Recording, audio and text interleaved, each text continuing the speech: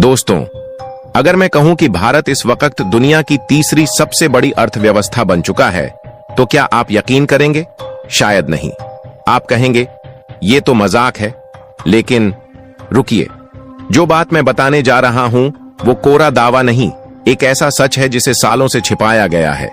असल में भारत आज चीन और अमेरिका के बाद तीसरे नंबर पर खड़ा है, लेकिन ऐसा माहौल बनाया गया है मानो हम अब भी चौथे पायदान पर ही हों। ज्यादातर लोग यही मानते हैं कि भारत की इकोनॉमी 4.1 ट्रिलियन डॉलर की है, लेकिन हकीकत कुछ और ही कहती है।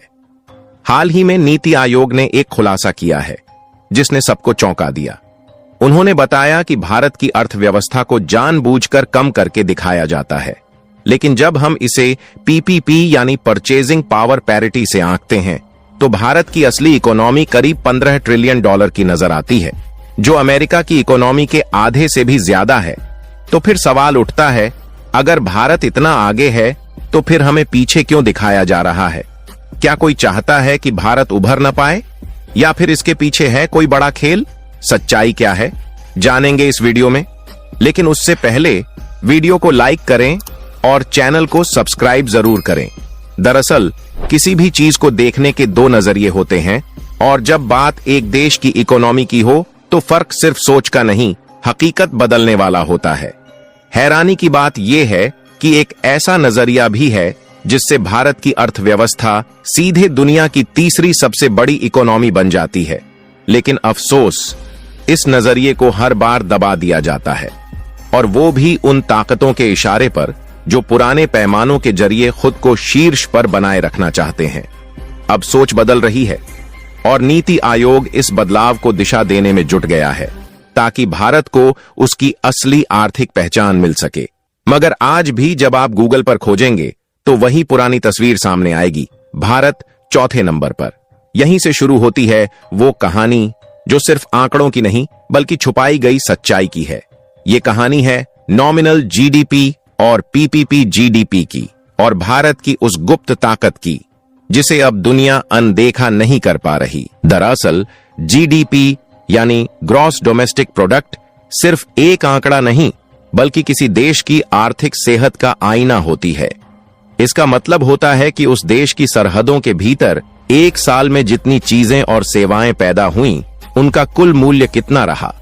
लेकिन यही जीडीपी जब मापी जाती है तो उसे समझने के दो बिल्कुल अलग तरीके सामने आते हैं, और यहीं से शुरू होता है भ्रम का जाल। पहला तरीका है नॉमिनल जीडीपी, जिसमें किसी देश की अर्थव्यवस्था को डॉलर के मुकाबले तौला जाता है, जैसे किसी चीज पर एक दाम का टैग चिपका देना। दूसरा तरीका है पीपीपी जीडीपी यानी परचेसिंग पावर पैरिटी, जो ये दिखाता है कि उस देश की मुद्रा असल में कितनी ताकतवर है।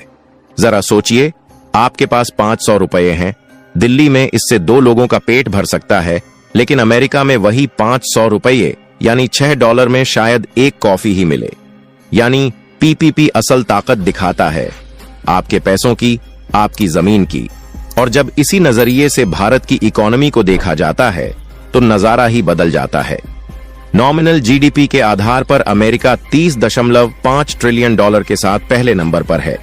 चीन दूसरे नंबर पर आता है, जिसकी इकोनॉमी 17 ट्रिलियन डॉलर से ऊपर है।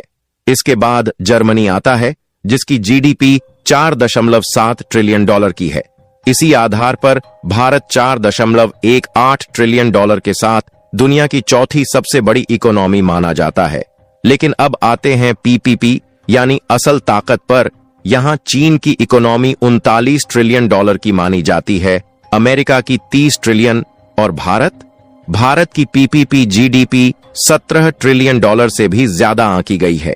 खुद नीति आयोग ने इस बात की पुष्टि की है, भारत की इकोनॉमी पीपीपी के पैमाने पर 15 ट्रिलियन डॉलर से अधिक है, जो कि अमेरिका की आधी से भी ज्यादा है। और यही वजह है कि जब दुनिया भारत को चौथे नंबर पर रखती है तो वो नॉमिनल के टैग से देखती है, असल ताकत को नहीं।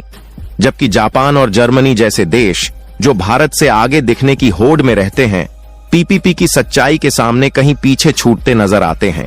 जब पीपीपी के नजरिए से देखा जाए तो जर्मनी और जापान जैसे देश पीछे छूट जाते हैं। यानी जमीन की सच्चाई में भारत अब भी दुनिया की सबसे बड़ी आर्थिक ताकतों में शुमार होता है। अमेरिका और चीन के बाद अगला नंबर भारत का है। मगर ज्यादातर लोग सिर्फ नॉमिनल जीडीपी देखकर जल्दबाजी में कह देते हैं कि भारत अब भी पीछे है। लेकिन अगर आप बाजार में जाएं, किराना खरीदें या कोई सर्विस लें तो साफ दिखेगा कि भारत में चीजें सस्ती हैं। और यहीं से सामने आती है पीपीपी यानी परचेसिंग पावर पैरिटी की असली तस्वीर। भारत की इकोनॉमी सिर्फ आंकड़ों का खेल नहीं, ये कहानी है 14 करोड़ सपनों की। और उन सपनों की ताकत है भारत की युवा आबादी, जिसमें 65% से ज्यादा लोग 35 साल से कम उम्र के हैं। सिर्फ यही नहीं, भारत ने यूपीआई जैसी टेक्नोलॉजी से दुनिया को हैरान कर दिया। हर महीने 10,200 करोड़ से ज्यादा ट्रांजैक्शन सिर्फ यूपी से हो रहे हैं। और अब अफ्रीका से लेकर यूरोप तक कई देश इस टेक्नोलॉजी को अपनाने की होड़ में हैं। सिर्फ तकनीक ही नहीं, सर्विस सेक्टर में भी भारत की पकड़ अब इतनी मजबूत हो चुकी है कि आज भारत बन चुका है आईटी, हेल्थ केयर और टेलीकॉम का ग्लोबल बैकबोन। इन्फोसिस, टीसीएस और विप्रो जैसी कंपनियां अब अमेरिका की दिग्गज टेक फर्मों की रीढ़ बन चुकी हैं। मेक इन इंडिया के चलते अब भारत बना रहा है मोबाइल फोन, सेमीकंडक्टर्स, इलेक्ट्रिक गाड़ियां, यहां तक कि फाइटर जेट्स तक। एप्पल ने भी भारत में आईफोन का प्रोडक्शन शुरू कर दिया है और यही इस बदलते दौर की ताकत का सबूत है। तो सवाल उठता है, अगर भारत इतना सक्षम है तो फिर नॉमिनल जीडीपी में पीछे क्यों? इसका जवाब साफ है। पहला कारण, भारतीय रुपया जो डॉलर के मुकाबले कमजोर है। $1 करीब 85 रुपये के बराबर होता है। इसलिए जब जीडीपी को डॉलर में बदला जाता है तो आंकड़े छोटे दिखते हैं। दूसरा कारण, भारत में जिंदगी सस्ती है। जो चावल अमेरिका में $2 में मिलेगा वो भारत में सिर्फ 40 रुपये यानी आधे डॉलर में मिल जाता है। इसीलिए नॉमिनल आंकड़ों में हम पीछे दिखते हैं, लेकिन असल में हमारी करेंसी की ताकत कहीं ज्यादा है। लेकिन पूरी दुनिया की निगाहें सिर्फ नॉमिनल जीडीपी पर टिक जाती हैं और यही वजह है कि भारत अब पूरी ताकत से इस दिशा में कदम बढ़ा रहा है। मकसद साफ है, नॉमिनल जीडीपी को उस मुकाम तक ले जाना जहां से दुनिया की कंपनियां भारत की ओर खिंची चली आएं और विदेशी निवेश खुलकर बहने लगे। सरकार और पॉलिसी मेकर्स इस फर्क को मिटाने के लिए दिन रात जुटे हैं और अब भारत की रफ्तार देखकर वैश्विक एजेंसियां भी खुलकर कह रही हैं, जब 2048 आएगा यानी भारत को आजादी के 100 साल पूरे होंगे, तब भारत बन चुका होगा दुनिया की दूसरी सबसे बड़ी अर्थव्यवस्था। और सबसे चौंकाने वाली बात यह कि उस वक्त अमेरिका पहले नंबर पर नहीं होगा बल्कि चीन। अब फैसला आपके हाथ में है। अगर आप मानते हैं कि भारत आज ही तीसरे नंबर पर है तो अपनी राय कमेंट बॉक्स में जरूर बताएं। वीडियो अच्छी लगी हो तो लाइक करें और चैनल को सब्सक्राइब करना न भूलें। अब मिलते हैं अगली वीडियो में, तब तक के लिए जय हिंद, जय भारत।